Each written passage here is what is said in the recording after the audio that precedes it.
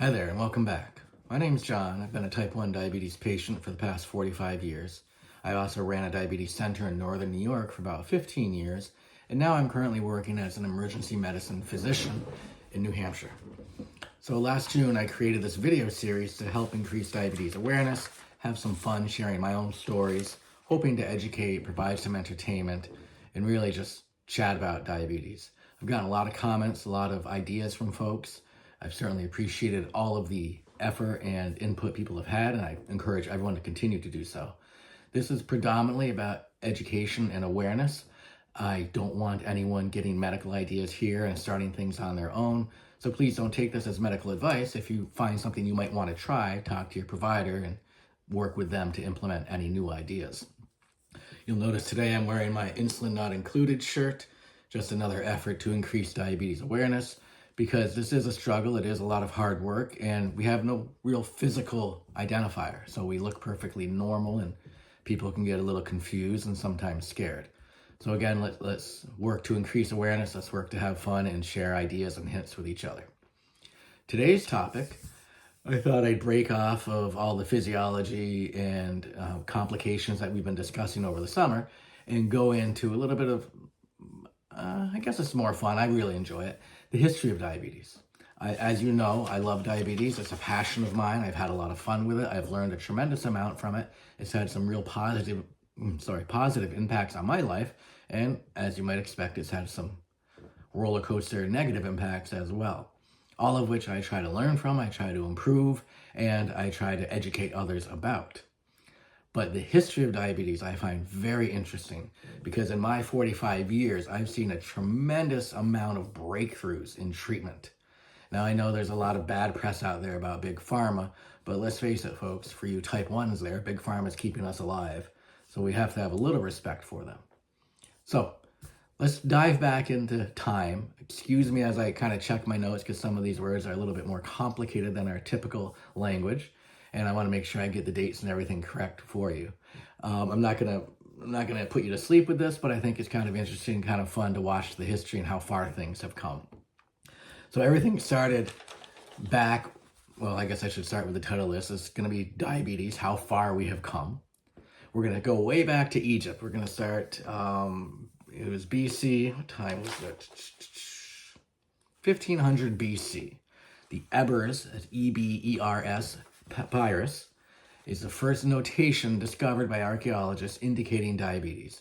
And what this papyrus discussed is a disease where the body turns into honey. And essentially what they're referring to is the urine turning sweet and having a sweet odor. I've heard stories where this was noticed because of fly attraction when people would urinate. Of course, this is pre-indoor plumbing, so people took a leak outside and, there's all these flies there, and the next person comes along and says, geez, what the hell is going on? It didn't happen with my urine. And they learn over time that the urine is becoming like honey. And this is what the Ebers Papyrus discussed in 1500 BC.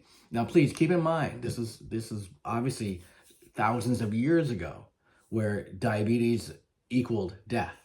Okay, you died. If you were lucky in the beginning of the 20th century, you might have a few months, 6 to 8 months, but you were guaranteed to die. And people through time got to know this. So this is the first observation back in 1500 BC, urine becoming sweet, flies like it, something weird's going on.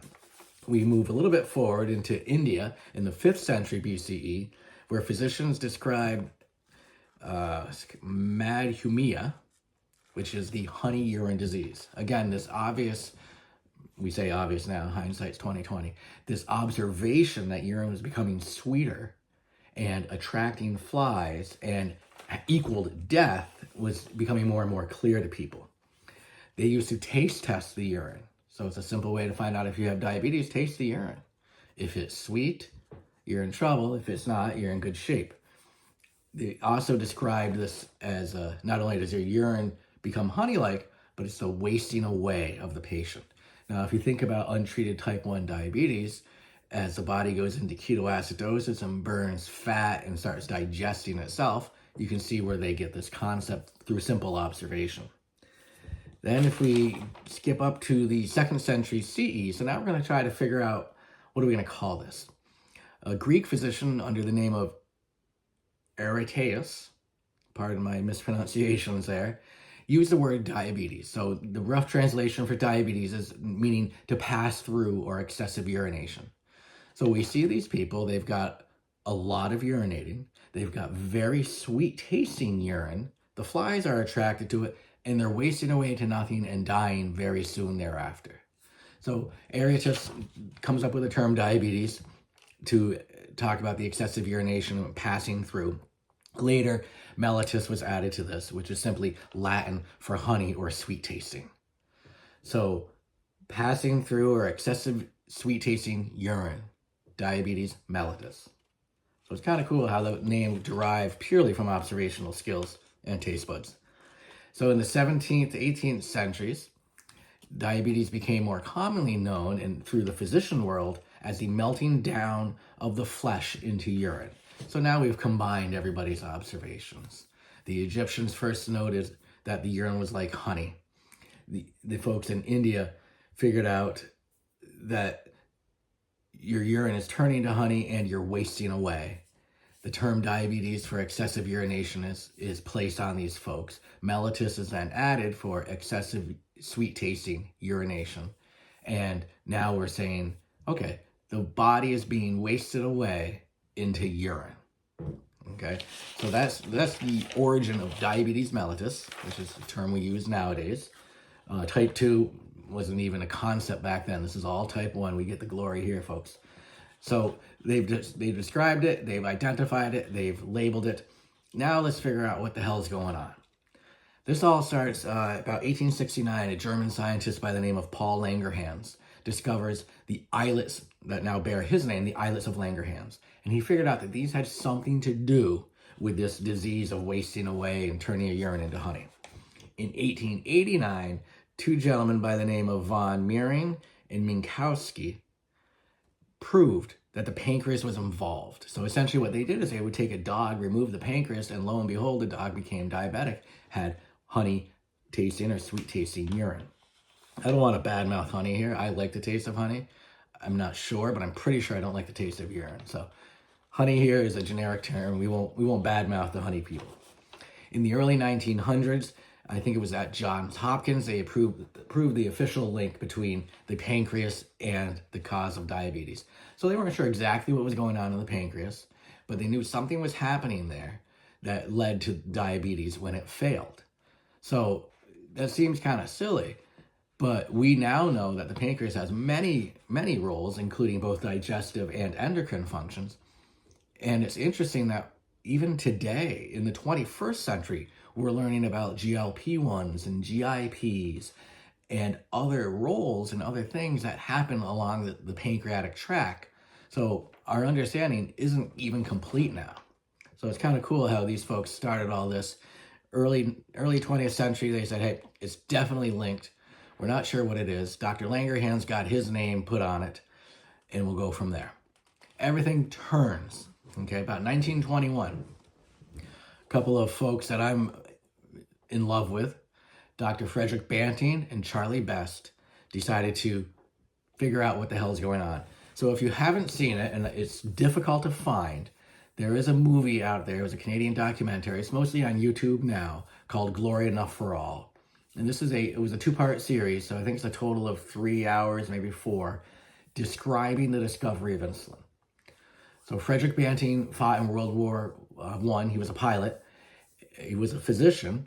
He came back to Canada and decided to help out a friend had to teach a class or something. It was a class that had to do with the pancreas, and nothing that he knew a lot about, but he's reviewing it, and in his mind starts to formulate this idea that if we know the pancreas is involved, and we know if we don't have a pancreas, we have diabetes, there must be something in that pancreas to treat diabetes. So he ended up going to Professor McLeod, who was the chairman, I believe, of the biochemistry department at the University of Toronto, and saying, hey, I'd like to research this. Here's my idea. He got handed a little tiny room in horrible condition, full of spider webs, dust, and dirt. All the lab equipment was dirty. And he started to clean up and get to work on it. He'd asked for a student to help him out during the summer, and Charlie Best, I guess, won that award. And Best, even when it was time to stop, opted to stay on. So he and Charlie worked very hard. And what their essential idea was, what Banting's idea was, we're going to take a dog, put it under, do surgery, and ligate the pancreas. In other words, kill the blood supply to the pancreas. Okay? What this does is the pancreas will atrophy or kind of get dried out, if you will. Okay? Sort of like dead but kept in the perfect incubator of the body. Okay? Then they would go back in and take that pancreas out, grind it up, do all kinds of biochemistry stuff way above my pay grade, and come up with a solution. Then they would take this solution, which, by the way, looked like muddy water, and inject it into another dog where they had removed the pancreas. So they made one dog diabetic. They got the solution from this pancreas of a dog and then injected it. And eventually they were able to treat the dog. Okay, so I believe it was, I'm forgetting her name. Alpha was one of them in one of the photographs. There was another, Mary. Anyway, there's a famous picture of Banting and Best on the roof at the University of Toronto with the first dog to survive with an insulin injection. I say insulin in a very rough term, with a very mixed injection of serum that happened to have a little bit of insulin in it. And keep in mind, folks, they were giving huge injections, 20 times what you and I take nowadays, because it wasn't pure. So then they went along the process to purify the insulin. This is where Best really came in because he was a biochemistry student. He got involved. Dr. Cullip, who is another biochemist, came out of, I believe, Vancouver to help. And eventually, between them all, they were able to purify insulin. At the University of Toronto, they gave the first human injection to Leonard Thompson, and he became the first human to survive type 1 diabetes. He did later crash his motorcycle into a wall, but without Banting and Best, he never would have had that opportunity. So they did win the Nobel Prize. It was originally awarded to Frederick Banting and Dr. MacLeod, and then they both shared their prize. Banting shared his with Best, naturally, and MacLeod shared his with Cullip. So this was a huge, huge thing for the University of Toronto, huge thing for Canada, huge thing for all of us. You know, this prior to this, diabetes equaled death. You had months to live. Now you have decades to live. It really brought life back to a huge group of people, and obviously we're all very grateful. An interesting thing about this is for a long time, Canada did not do much with it. When I was about 10 years old, we were on a family trip into Niagara Falls area and went up into Toronto for a couple of days. And while at Toronto, my mother took me to the University of Toronto because they had the Best Institute with a little plaque on it commemorating Charlie Best and their hard work. Well, sure enough, we get into this institute and talk to a receptionist there, and she was very happy to take me upstairs into a little tiny room where all of their equipment and notes were. They hadn't done anything with it. They were simply storing it. So I had the opportunity to actually go through and read about all of these dogs and look through the same microscopes that they use and see that equipment. It's absolutely phenomenal.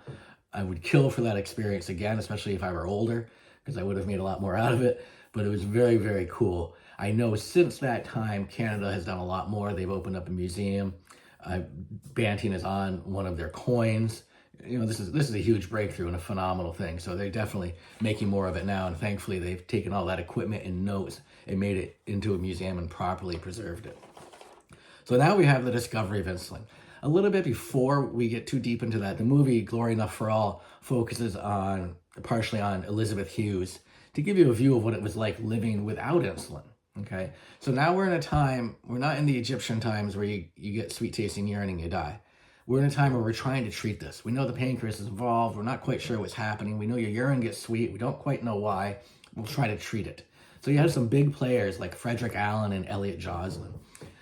Joslin was the father of diabetes in America, wrote the first textbook on it. He was the first American physician to specialize solely in diabetes. And of course, as you all know, he ended up founding the Joslin Diabetes Center and the camp and all that good stuff that's gone on for years and years. The Joslin was all about diet and exercise. Frederick Allen, another physician, was very much about exercise and starvation. So he would put his patients, and typically these are young children, on 400 to 600 calories per day. The movie goes through some of the steps and how they did this. Frequently, some monasteries would get involved, and groups of nuns would help out with assisting these children. Of course, all of this was very expensive, so it wasn't available to everybody. But what happened with Elizabeth Hughes, who was Senator Hughes' daughter, who was diagnosed, is she would have a tiny, tablespoonful of potatoes and have to go walk. Well, of course, the muscle development didn't exist. The urination of, the sweet tasting urine, the glucose in the urine was always there. The sugars were always high because they don't make insulin. He was able to prolong their life with these aggressive diets, and Joslin was as well, using the same diet and exercise regimen. So they could give them a couple of more months, but really 6 to 8 months, that was about all these kids got, which, as a parent, this. How do you tell your child that? How do you function? Elizabeth Hughes' mother was very aggressive, and she actually met with Banting, and they do show this in the movie, and worked hard to get Elizabeth an insulin injection. Somewhere I have a copy of a letter that Elizabeth had written to Dr. Banting explaining how everything was going and exactly what she was eating and how many injections she was taking and how active she was and how much more, life she had. And she was, I don't remember her exact age, 1921, 22-ish. She was probably 10 to 12-ish. And I believe she lived into the early 80s. So it's pretty phenomenal stuff. So this was definitely a miracle drug. Banting and Best, saved us all, and I will forever appreciate them. As mentioned, they did get that Nobel Prize. And, Frederick Allen and Elliot Joslin certainly get kudos for their hard work and their dedication. One of the scenes shows Frederick Allen meeting with Elizabeth after she had received some insulin. Of course, now she's gaining weight. And now she's not wasting away anymore. She's able to use the glucose and store glucose and put some muscle and some fat back on. And he was mesmerized. He was absolutely shocked that they were able to take this wasting away disease and enable survival and more typical normal growth. So what happened to insulin? You've seen on the internet how Dr. Banting sold it to Eli Lilly for like $1. And now you and I pay hundreds of thousands of dollars for it. So somebody's getting rich off of it. But thankfully, there's been a lot of improvements. When I first started, I was on beef or pork insulin. So it used to be all animal derived. And essentially the same thing Banting and Best did. Take the pancreas, grind it up, purify it, and there's your insulin. Obviously, when it's not quite human insulin, it doesn't work as well. We build up antibodies to fight it so we can get resistant to it. So things had to be done, and there was an evolution of insulin. 30s and 40s is when we saw the pork and the bovine insulin. 1970s is when they were able to really purify it more. Okay, so it wasn't as dirty. You didn't have to take as much. It was a much better purification process. Then in 1982, we get the first synthetic insulin. This was, for those of you that remember, this was our Humulin era. So Humulin R, Humulin N, much, much better insulins, much more human, because what they were doing is they would take bacteria and insert the DNA, human DNA, to make insulin into the bacteria. So that bacteria would sit there and produce mass amounts of insulin. So it was cheaper to produce. Of course, it probably ended up costing us more. It enabled a much more pure human-like form. And all in all, things were looking up for folks with diabetes. So that was 1982, and I actually remember that. I remember switching from pork. I think I was allergic to the beef, from pork to the Humulin. Then 2000, I remember this very clearly, we developed the analog insulin. So this is the development of your Lantus, Novolog, Humalog. Essentially what's going on here is we have the bacteria, we give the human DNA to that bacteria, but we make some changes to the DNA. We add a fatty acid if we want to slow things down. We swap out various proteins to speed it up. And so you get your Humalog and Novolog, which had a much more rapid onset of action and were in the body shorter, and you have your Lantus, which lasted closer to 24 hours. So now you could reduce your injections, you could reduce the amount that you took, and really customize your treatment. Obviously, soon there, or at the same time, insulin pumps came in. If you ever have the opportunity to visit Burbank, California at the Medtronic facilities, they do have a museum there. I'm not sure how much public time they get, but I'm sure they get a little bit. You can see the first insulin pump was a backpack, and how they've gone from like this down to what we see now with the T-Slim, the Omnipod, and Medtronic's pump. So there's been a lot of evolution there. They were able to use the Humalogs and the Novalogs, and they certainly can use the even faster acting insulins that we have today. So everything has evolved tremendously on the insulin level, as well as not only the delivery. Don't forget, I started with a couple of bottles and a syringe. Now we're at the Flex pens and the Humalog Quick Pen. So that got a lot easier. And now with the pumps, it's even easier. So not only did insulin evolve, but so did the delivery methods evolve. So we've seen, and I've mentioned this before, you're no longer tasting your urine to see if your sugar is high. You can test in 5 seconds. I used to have the big glucometer, 1 meter, which took about 2 or 3 minutes. The evolution in the meters has been there. The evolution in the insulin delivery is there. The evolution of the insulin is there. And then again, we can talk about the history of diabetes and see how much things have changed and where it came from. And nowadays we have these smart pumps that are taking information from a sensor and adjusting the dose appropriately based on trends and what the pump has learned from you over the last few weeks. So diabetes has evolved tremendously. I personally, in 45 years, I started with beef and pork insulin that I had to mix, that was extremely unpredictable, that gave a variety of different actions in me, with multiple shots a day. And I had the pleasure of seeing the Humulin come along, Humalog, Novolog come along, Lantus, Levemir, Tresiba come along, and then the development of the insulin pumps, or the ease of use of the pumps. I was not interested as a child, but as it got better, and I started my insulin pump as a resident, it got tremendously better, and now we're adding sensor data to it. The evolution that I've seen in 45 years is absolutely incredible. And when you think about, back BC, when it was described as sweet tasting urine because the flies are attracted to it and it tasted sweet, it's amazing how far this disease has come, all with the goal of helping us live a quote unquote more normal life. Type 2, this was identified in the 30s. They knew something was different, and they figured out that type 2 had a little bit to do with insulin resistance and weight, as opposed to type 1, where the pancreas just isn't working. And then from there, the oral medications developed, and which has become a huge pharmaceutical cash cow. And we've seen a tremendous amount of developments there. Unfortunately, I don't think they're quite as impressive as the discovery of insulin in 1921 by Banting and Best, but regardless, they're certainly helping us out. So that's diabetes in a nutshell. That's the history. That's my passion. If you have questions or comments, please share them. If you have any ideas for any future videos, let me know, and I'll try my best to get to it. I try as hard as I can to answer all the comments, so please don't be shy. I appreciate all of your support, and I hope there is some value to these videos. As always, folks, have a great day and stay healthy.